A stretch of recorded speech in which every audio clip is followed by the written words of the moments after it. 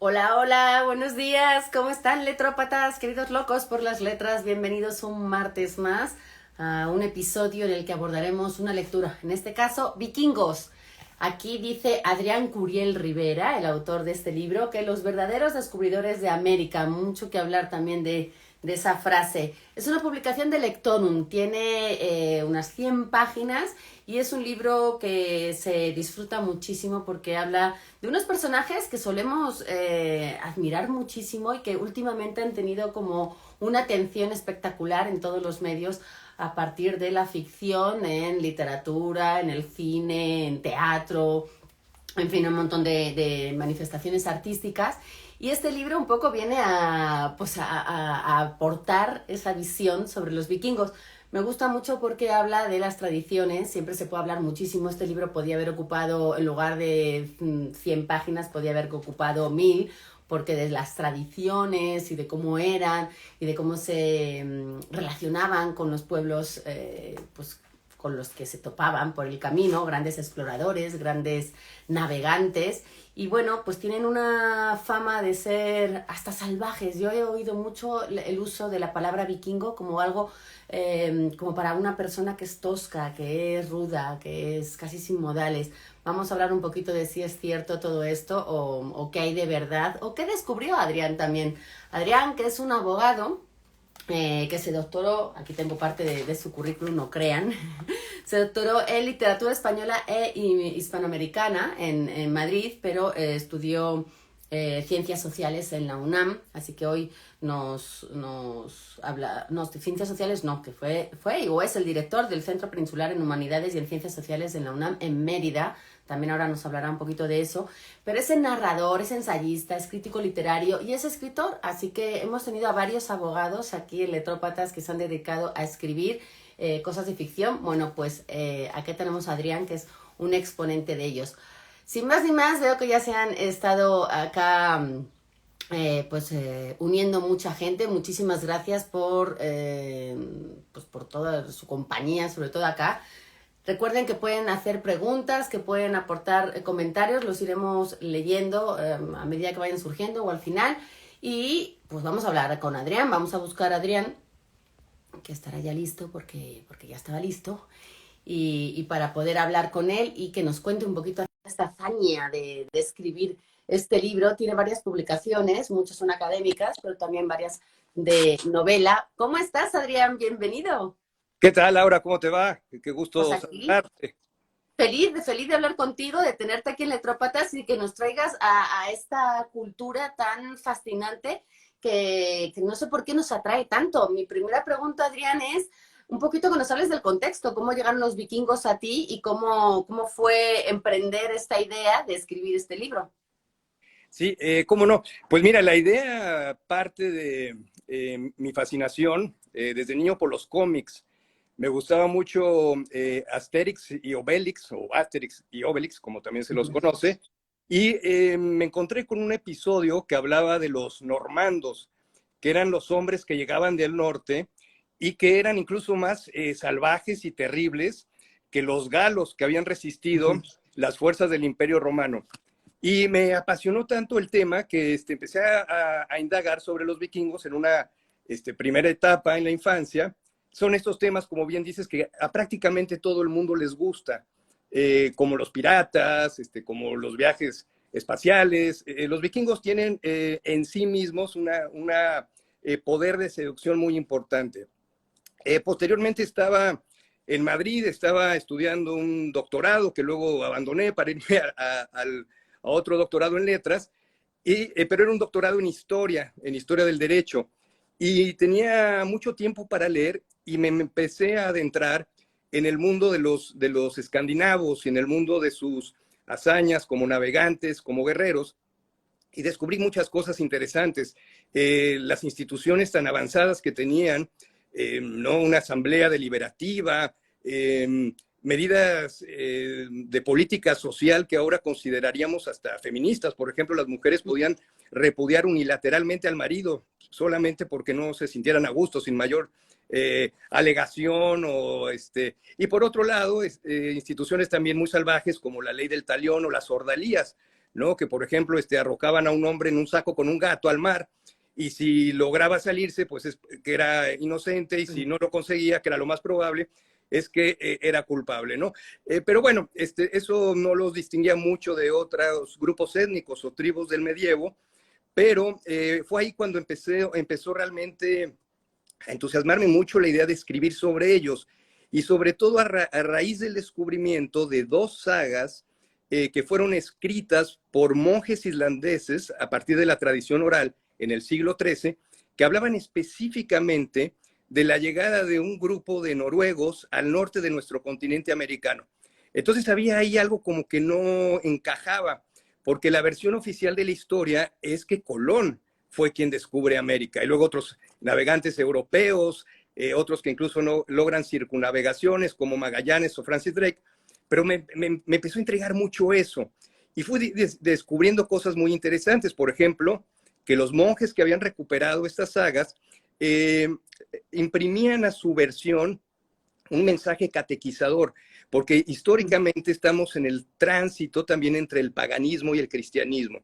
Y entonces, bueno, yo dije, me gustaría escribir una tercera versión, porque hay dos versiones, la de Eirik el Rojo y la de los groenlandeses, que fuera una saga donde los vikingos fueran paganos completamente, donde en esencia siguieran siendo vikingos, y teniendo cuidado también, hasta donde fuera posible, de no caer en las versiones más estereotipadas que conocemos, algunas muy emocionantes y fascinantes también, como las del cine, pero donde los vikingos aparecen esencialmente como guerreros brutales, y eran mucho más que eso. Y bien dices que son una cultura que nos fascina, pero de la que se sabe poco, porque evidentemente tú has tenido que echar mano de mucha ficción para recrear muchos de estos momentos que se cuentan acá, pero también hay mucha, digamos, figura que nosotros podemos ubicar en la mitología, en las leyendas, pero también en la historia. ¿Por qué crees que se ha escrito tan poco de los vikingos a pesar de, o sea, tampoco de mi historia y registros reales? Se ha escrito mucho de ficción, evidentemente, pero es por su carácter explorador, nómada, no tenían tanto el culto o la tradición de escribir, o cómo uno puede llegar a saber bien cómo eran. No hay manera, aparte de estas sagas que mencionas y que evidentemente me imagino que tendrán también su versión, ¿verdad? Tendenciosa en algunos casos, pero que seguramente estén también llenas de datos que no se puedan corroborar. ¿Qué has descubierto tú de los vikingos en esta escritura? Sí, bueno, mira, de hecho se ha escrito desde el punto de vista historiográfico muchísimo. Hay montañas de literatura, y ese era uno de los mayores riesgos cuando yo concebí la idea de escribir esta pequeña novela, porque es un texto bastante híbrido. Podrían leerse los relatos de forma independiente, pero al final se van enlazando, y no hay como un protagonista claro. El protagonista, bueno, al final hay uno que cobra más peso, que se llama Boris, que es un vikingo que tiene un nombre eslavo por culpa de un acto involuntario de un ascendiente, pero uno de los grandes retos fue condensar tantos años de historia en un texto que fuera verídico en términos históricos, verídico también o fiel en términos mitológicos, porque hay un par de episodios que tienen que ver con la mitología escandinava, pero que siguiendo un poco el ejemplo de las sagas, también echara mano a la ficción, porque las sagas son, como las conocemos, unos textos híbridos. Están, digamos, entre el reportaje periodístico y la ficción, que es, bueno, como pasa con Azuela, por ejemplo, yéndonos a la novela de la Revolución con los de abajo. Pero eso me interesó mucho, tratar de potenciar las posibilidades de la ficción, pero en un marco histórico que fuera más o menos verídico. Por supuesto, puede haber alguna inexactitud, puede haber errores. Yo mismo exploté algunas inexactitudes, por ejemplo, los cascos corníferos. En realidad los vikingos no tenían cuernos en sus cascos, pero han llegado a nosotros con esa imagen idealizada y romántica de estos poderosísimos guerreros, que además nos asustaban más con su aspecto, ¿no? Con su facha, con sus pieles de bisonte, con sus polainas, con sus cascos terribles que se proyectaban, cuya sombra se proyectaba cuando iban a incursionar en algún territorio. Entonces, bueno, sí se ha escrito mucho y lo que sí está comprobado en términos arqueológicos es que hubo un asentamiento en el norte de América, en lo que ahora se conoce como la isla de Terranova, en un lugar que se llama la Bahía de las Medusas. Y bueno, ahí se han encontrado y se han documentado vestigios arqueológicos vikingos que no dejan duda de que hubo primero un asentamiento en Groenlandia, porque ahí llega Eirik el Rojo después de unos problemas que tiene con sus vecinos. Primero sale de Noruega y se instala en Islandia. En Islandia había unos monjes anacoretas que tuvieron que huir cuando llegaron los noruegos. Y luego los noruegos organizan una expedición y llegan a Groenlandia, encabezada por Eirik el Rojo. En esa época no teníamos las facilidades de comunicación de ahora, pero él difunde el falso rumor de que había llegado una tierra extremadamente verde. Y de ahí viene el nombre, Greenland, ¿no? La tierra verde, que lo que sabemos ahora pues, es que no tiene nada de verde, ¿verdad? Pero como que la decepción al llegar, como de, pues, ¿dónde está lo verde? Si todo es blanco y todo es plano. Exacto, pero él quería que otros lo siguieran. Y una vez instalado ahí, Eirik el Rojo, ya un hombre pues viejo para las expectativas de vida de ese entonces, lo que hace es, digamos, delegar a su hijo Leif la misión de explorar si había otros territorios, y llegan efectivamente a distintas partes que se han identificado luego como Helluland, como Markland, que irían del norte al sur, hasta llegar a ese punto donde se ha arqueológicamente demostrado que estuvieron, y por el cual se ha creado también el mito de Vinlandia, que sería la ciudad del vino espontáneo, si lo podemos poner en esos términos. Se creía que bastaba con exprimir las uvas para que dieran un vino absolutamente dulce y generoso. Digo, desde el punto de vista de la enología, habría mucho que discutir si un vino se puede producir así, ¿verdad? Y donde bastaba estirar un brazo sobre los ríos para pescar los salmones que estaban ahí haciendo sus bullidas en el afluente del río, ¿no? Entonces, bueno, todo eso ha generado esta historia de un paraíso mítico y terrenal, que es otro tema fascinante, ¿no? Como el de la época medieval, todos estos lugares supuestamente míticos y escondidos y arcádicos que habrían de ser descubiertos. Entonces, bueno, todo eso cuenta, Adrián, todo eso está aquí incluido en este libro Vikingos. Un poco de trasfondo, porque evidentemente la historia pues tiene que ver con personajes, protagonistas y con un montón de aventuras, pero todo eso está aquí implícito y escrito como escenografía casi de la historia. A mí me gustaría detenernos en este subtítulo que tú has incluido y que además sé que es polémico y sé que seguramente hayas tenido que explicar muchas veces. Yo misma lo puse ayer en las redes y todo el mundo me estaba cuestionando, ¿por qué los descubridores? Bueno, tú lo llamas vikingos, los verdaderos descubridores de América. Podrías haberlo llamado la llegada de los vikingos a América, pero quisiste utilizar el verbo descubrir, que es bastante pues sí, polémico, porque la gente dice, pues descubrir un sitio que ya tenía población, o sea, esta mirada, digamos, eurocentrista y demás, sí está de trasfondo en realidad esa idea de la llegada de los vikingos a América, pero tampoco es el tema central. ¿Por qué utilizaste esta idea? ¿Era para atraer? ¿Era porque sí quieres demostrar que fueron anteriores a la versión oficial, que es la versión oficial también de Europa, hay que decirlo?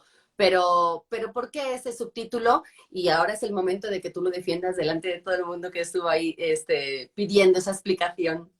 Pues mira, un poco por todo lo que has mencionado.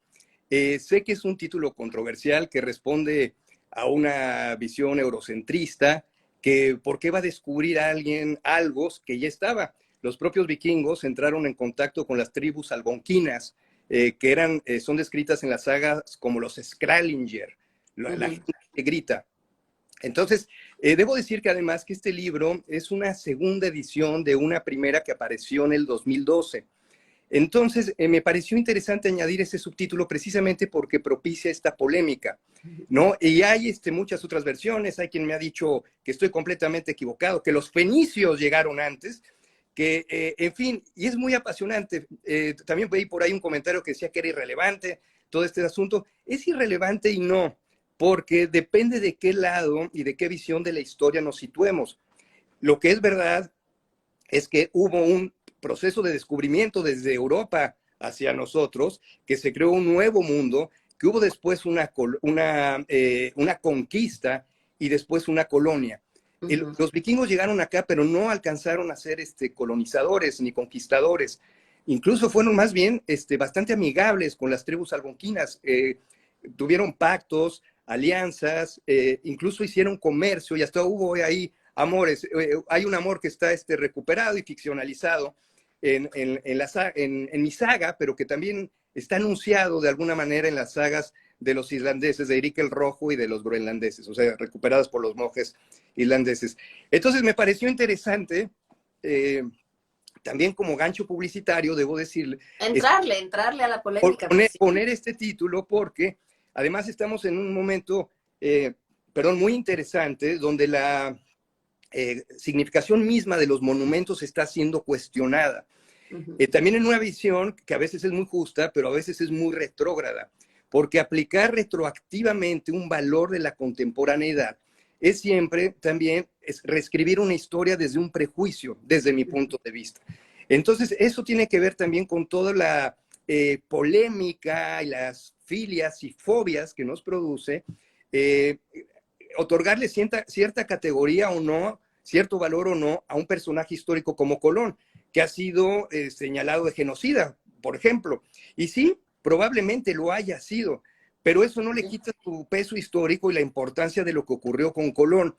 Entonces, tratar de borrar la historia para reescribir otra historia moral es lo que a mí siempre me ha parecido una equivocación desde el punto de vista de un juicio amplio y con horizonte, con amplitud de miras, con un horizonte amplio de lo que quiere decir la historia. Finalmente la historia la escriben los vencedores, eso lo han dicho muchas veces, muchas... O por lo menos hasta cierta época, ¿no? Ahora posiblemente sí, tengamos claro, más la posibilidad de tener diferentes voces, pero hasta hace 100 años era bastante difícil que alguien derrotado pudiera escribir, un poco porque o habían desaparecido o porque tampoco tenían más que contar que lo que sí, claro, habían sufrido.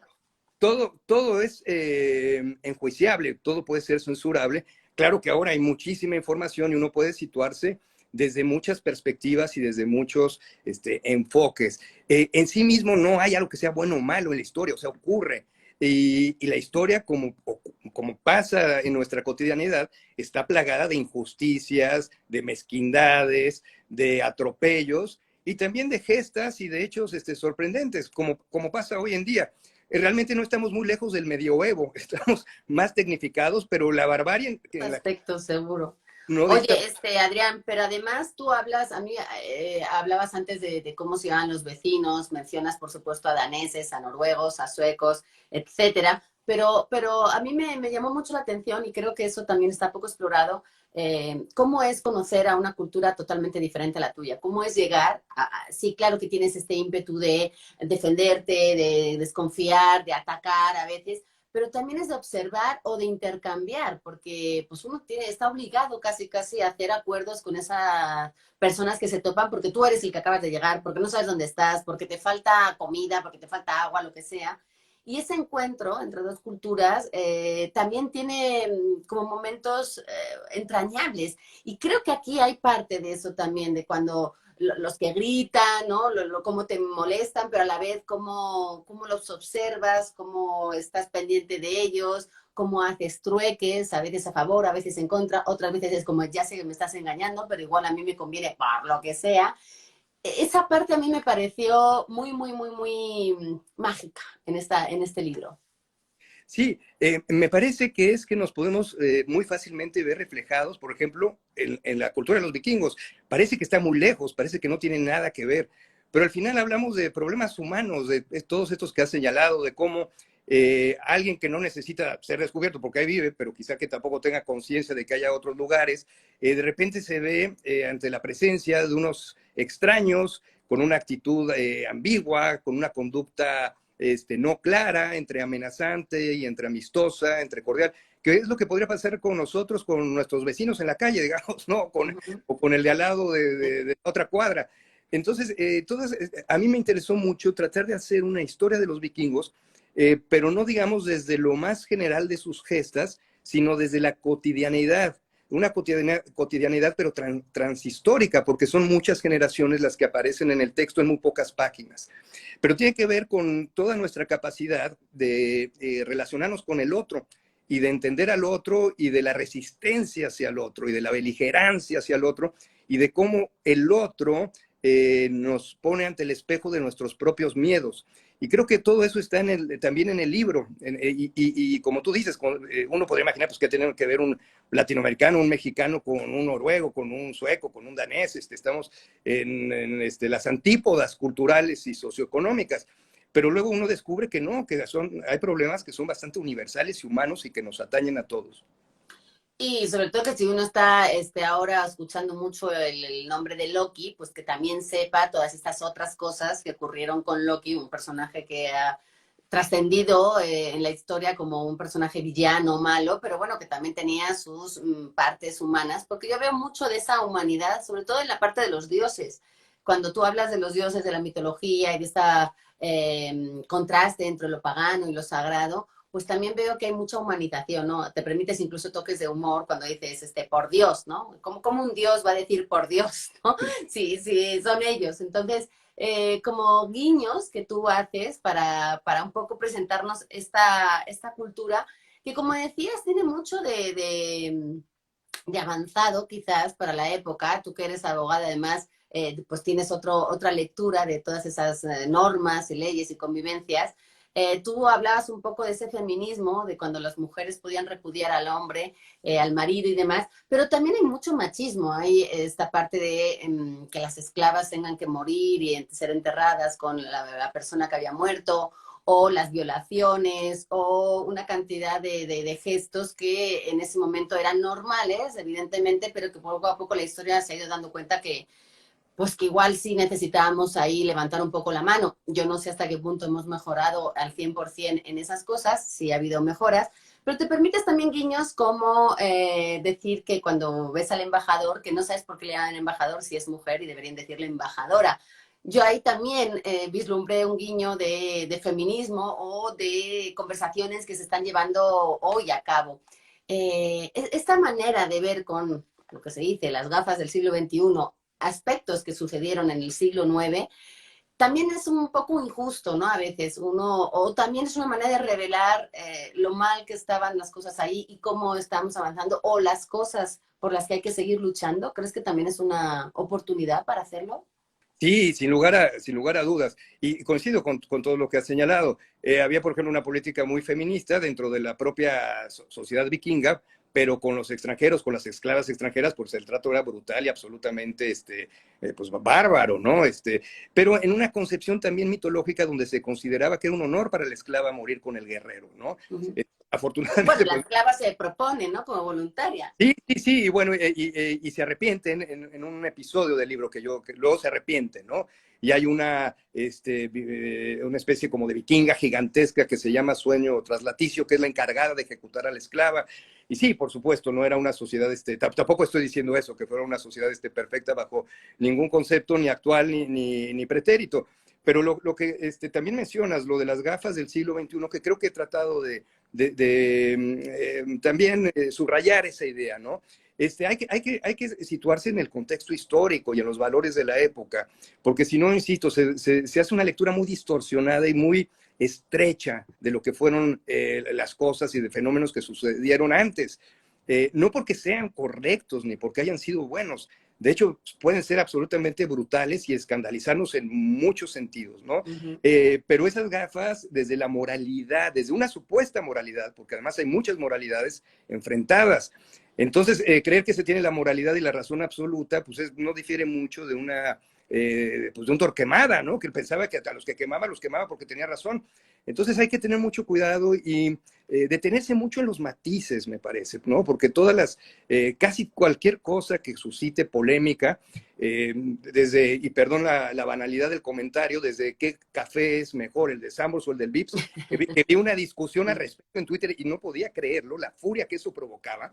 O sea, desde una discusión tan banal que genere tanta polarización y odio, creo que lo importante es detenerse en los matices, ¿no? Porque hay siempre algunas causas colaterales, hay otras razones que no van a justificarlo, pues nadie puede justificar que violen y asesinen una esclava, aunque sea en los tiempos vikingos.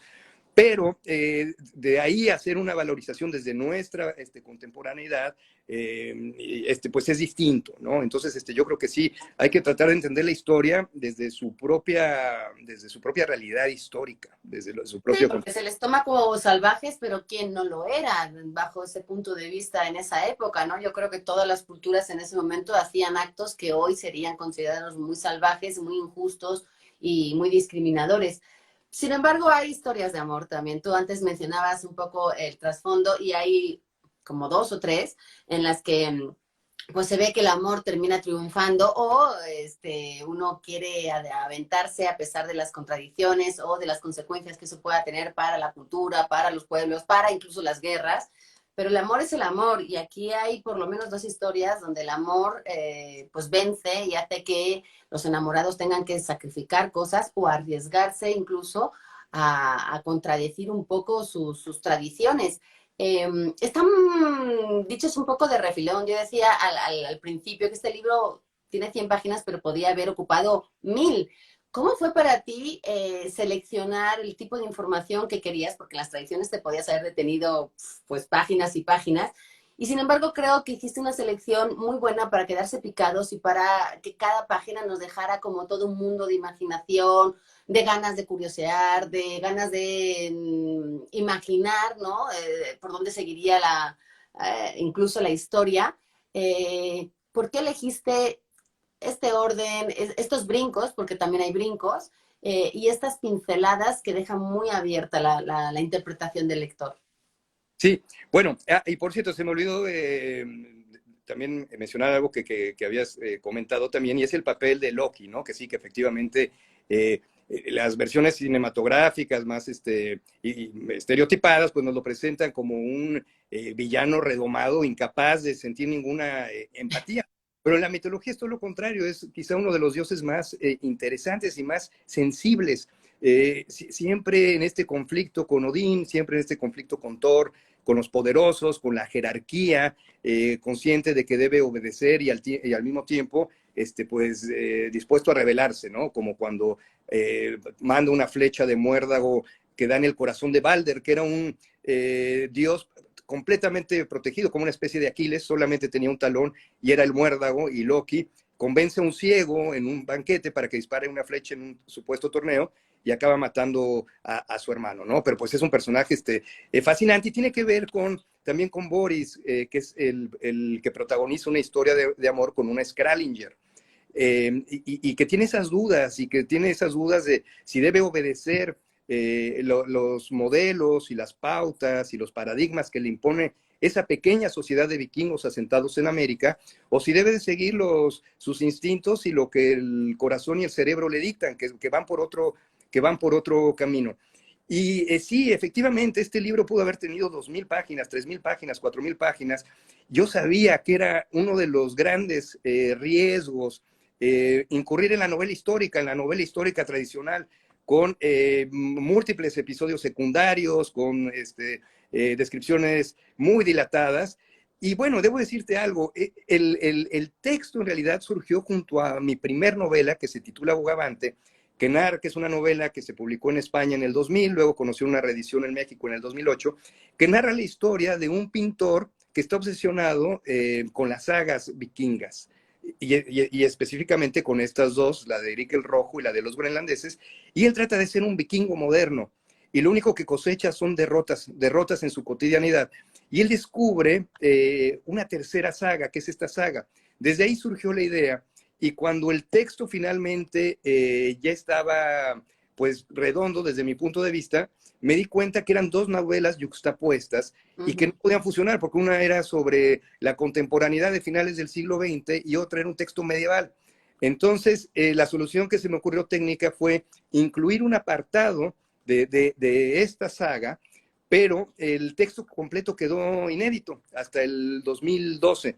Pero incluso entonces, en su origen, cuando estaba escribiendo Bogavante y paralelamente, porque eran las referencias de Homero Gómez, que es el protagonista de Bogavante, eran sus obsesiones, paralelamente fue surgiendo esta novela y me di cuenta desde entonces del peligro de tratar de hacer una novela histórica, porque cada episodio puede Sí. desarrollarse en 120 páginas, más páginas, y me pareció un muy interesante reto de síntesis, como te Sí. decía, respetando lo histórico, hasta donde es posible respetar lo histórico, que fuera una narración fiel, y por otro lado, y tomando el ejemplo de las sagas, que también son muy breves, mezclándolo de ficción y permitiéndome una recreación literaria muy libre, donde aparecieran los sucesos más conocidos de la edad vikinga.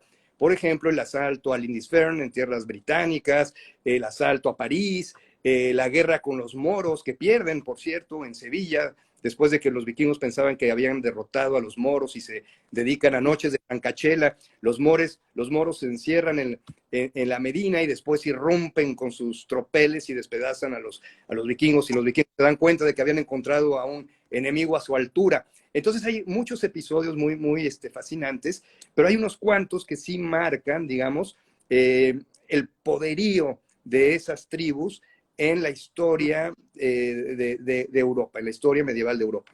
Entonces traté de recuperar los más apasionantes, los que más me gustaban a mí, y de condensarlos en una narración que fuera hilvanándose de tal modo que llegara a constituir una breve novela. Y yo creo que lo haces muy bien, porque si bien es escueta, como tú dices, ese ejercicio de síntesis, también te permites mucho estas descripciones geográficas. Yo hablo mucho siempre de novelas que me parecen muy sensoriales, que invitan mucho a escuchar, a oler, a saborear lo que se está contando. Y la tuya me parece que es muy natural, natural en el sentido de que estás muy apegado a la naturaleza, porque los vikingos lo eran, ¿no? Hay mucho de mar, hay mucho de geografía, describen los volcanes, los lagos, y creo que eso se transmite. También me llamó mucho la atención los nombres propios. Yo no sé si estos nombres propios son todos reales, pero bueno, hay algunos nombres propios, el de pestañas verdes, en fin, como alusiones a aspectos físicos, a problemas que tuvieran. Ahora mismo no los tengo aquí apuntados, pero tienes bastantes. Y me parece que eso también es muy curioso, no solamente de los vikingos, también lo hemos escuchado mucho de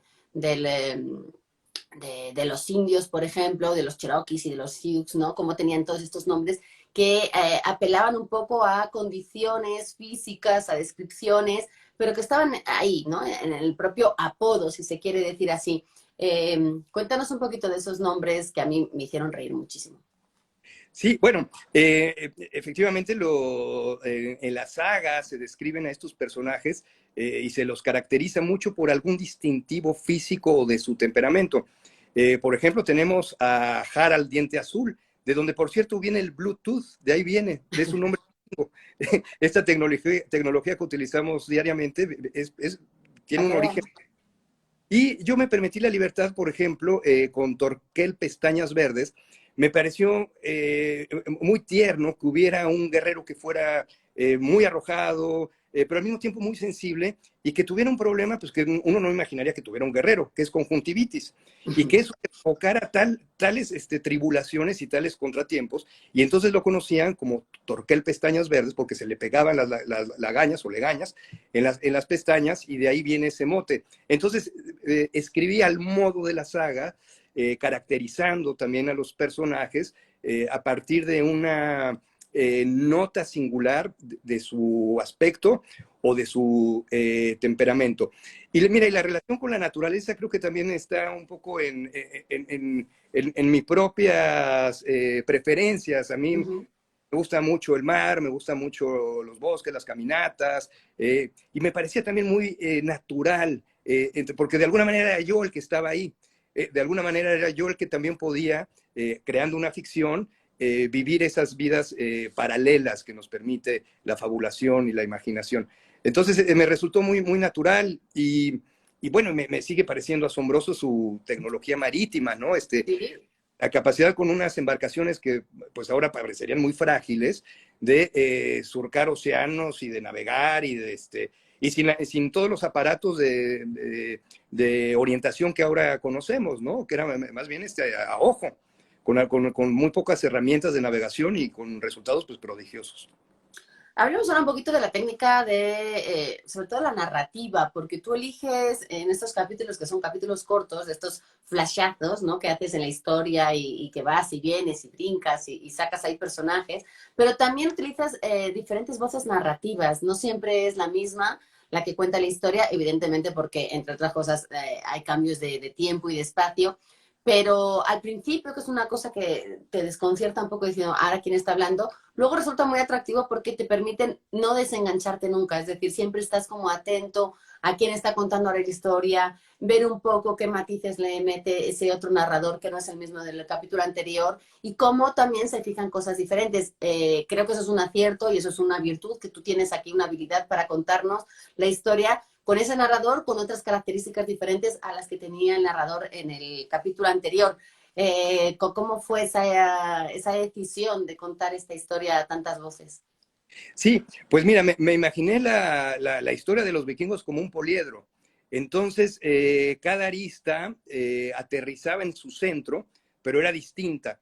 Y como también la historia de los vikingos es la historia del tránsito entre el paganismo y el cristianismo, por ejemplo, hay escenas que son descritas por los sacerdotes, ¿no? Que consideran que la existencia misma de los nórdicos, de los escandinavos, de los vikingos, es la manifestación de la ira de Dios, es un castigo divino por su conducta pecaminosa. Entonces me interesaba también colocar esos valores de la época y evidenciar ese tránsito, pero de una manera natural, sin yo mismo hacer ningún tipo de juicio, sino permitiendo que los distintos personajes hablaran ellos y desde pues las distintas visiones de quienes son invadidos, de los propios vikingos que van a invadir, incluso de los propios vikingos que van a invadir, pero que tienen miedo de hacerlo y que no están seguros de hacerlo, ¿no?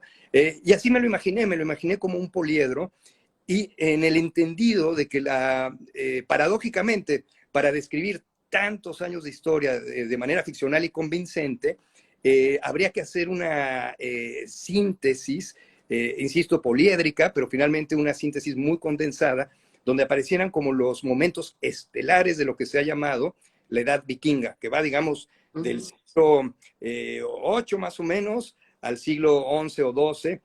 Después pues ya se van conformando estas tribus en unas especies de estado-nación y los contingentes guerreros empiezan más bien a organizarse ya en ejércitos y cambia totalmente la configuración también del mapa europeo y ya es otra historia, ¿no? Es otro momento. Pero esos años de la edad vikinga pues tienen como momentos muy, muy señalados. Preciosa portada, también hay que decir. Mientras voy a buscar ya las preguntas, que hay varias de la gente que nos está escuchando, me gustaría saber tu conclusión de, ¿crees que hoy tenemos una visión justa de lo que fueron los vikingos? ¿Tú crees que a pesar de todo lo que hemos leído y lo que estamos ahora un poco pues viendo, ¿no? A partir de todas estas manifestaciones artísticas de las que hablábamos, ¿crees que se tenga una visión justa y apegada a lo que realmente eran los vikingos? ¿Se les ha hecho justicia en la historia?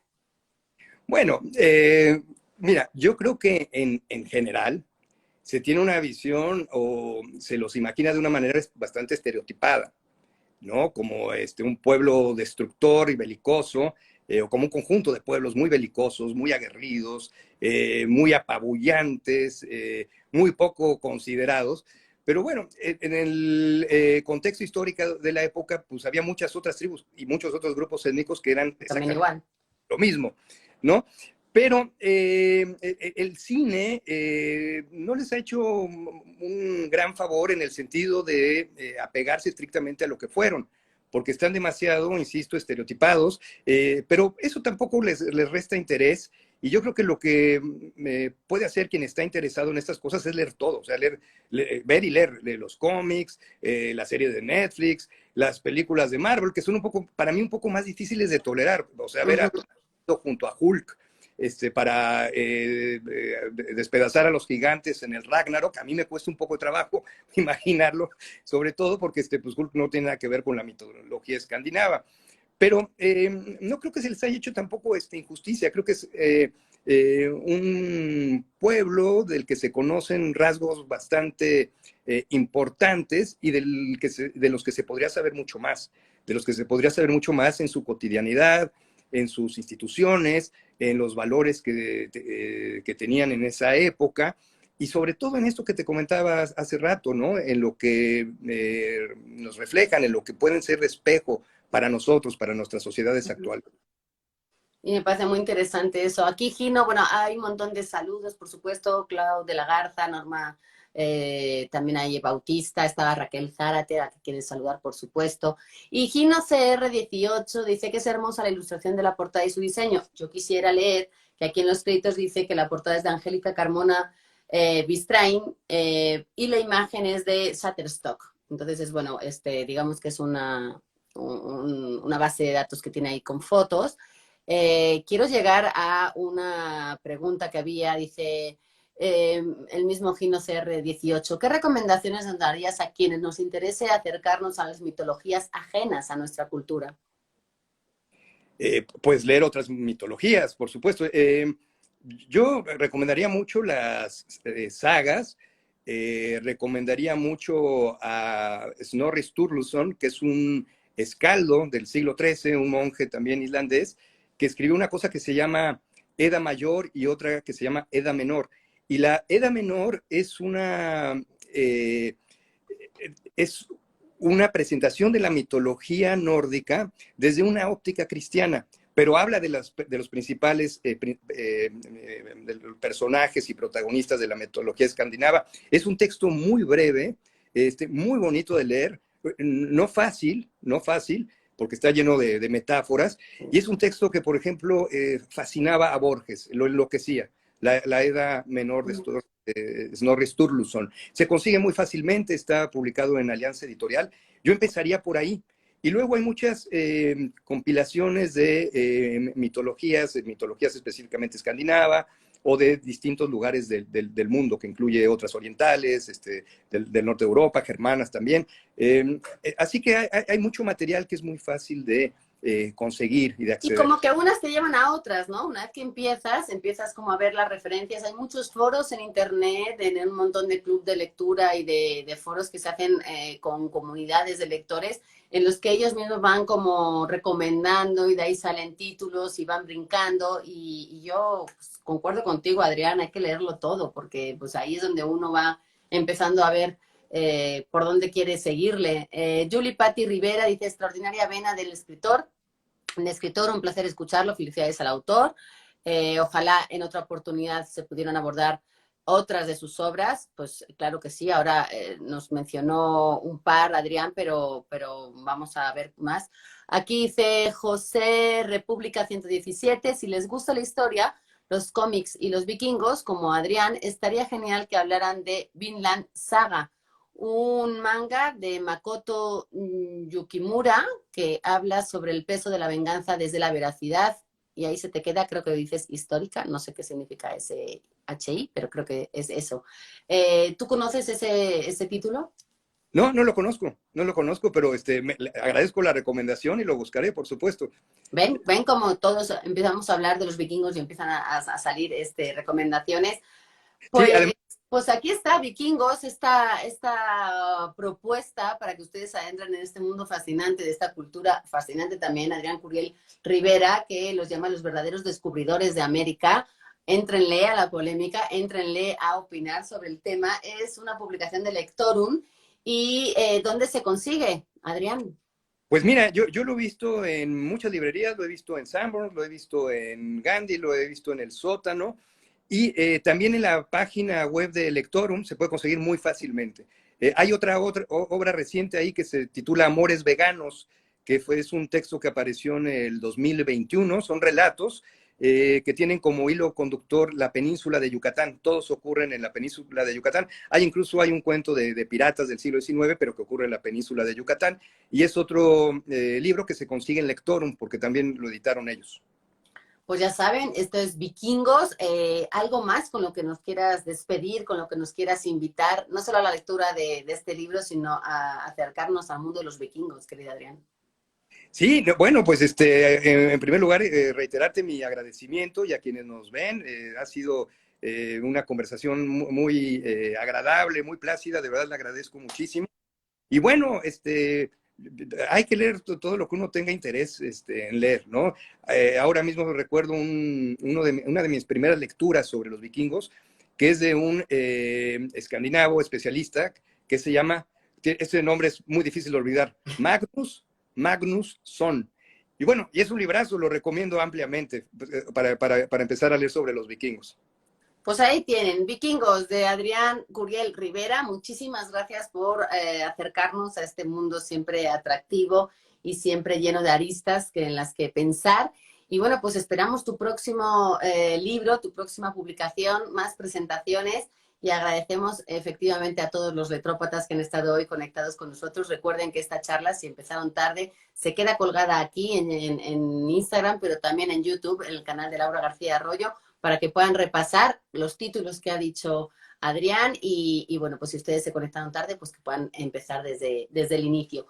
Así que nada, muchísimas gracias Adrián, gracias a todos los que estuvieron con nosotros. Nos vemos el próximo martes a las 11 del día y pues ya saben, a la mar. Y con un vinito, porque si eran muy consumidores de vino, me parece una maravillosa invitación a hoy a celebrar. Sí, sí, a mí también. Muchas gracias, hasta la próxima. Un saludo.